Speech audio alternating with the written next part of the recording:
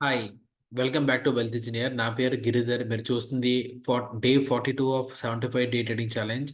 And date వచ్చేసి 19థ్ జనవరి 2024.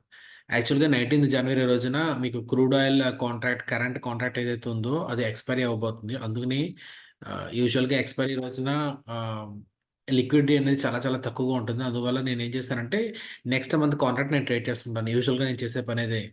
Right. So, market అనేది ఇక్కడ స్టార్ట్ అయింది. సో, మార్కెట్ ఇలా పైకి మూవ్ అయ్యి ఇక్కడి నుంచి డ్రాప్ అయింది. సో, నాకు ఇక్కడి నుంచి ఇక్కడ దాకా ఎటువంటి ట్రేడింగ్ అయితే రాలేదు.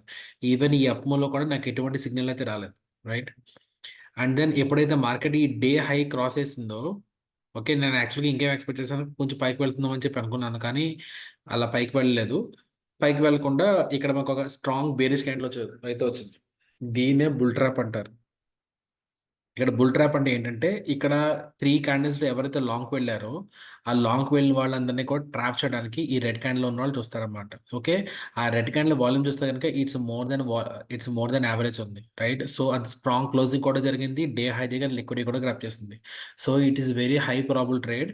ఇక్కడ నా స్టాప్ లాస్ అయితే దీని పైన పెట్టి అండ్ దెన్ ఈ 23.6 దగ్గర నేను ఎంట్రీ తీసుకున్నాను. అండ్ దెన్ 30 మినిట్స్, 50 మినిట్స్‌లో చూస్తే మీకు క్లారిటీగా ఉండదు ఇది. 50 మినిట్స్‌లో చూస్తే గనుక ఈ 2 క్యాండిల్స్ మీకు ఎంగల్ఫింగ్ అవ్వల. ఓకే.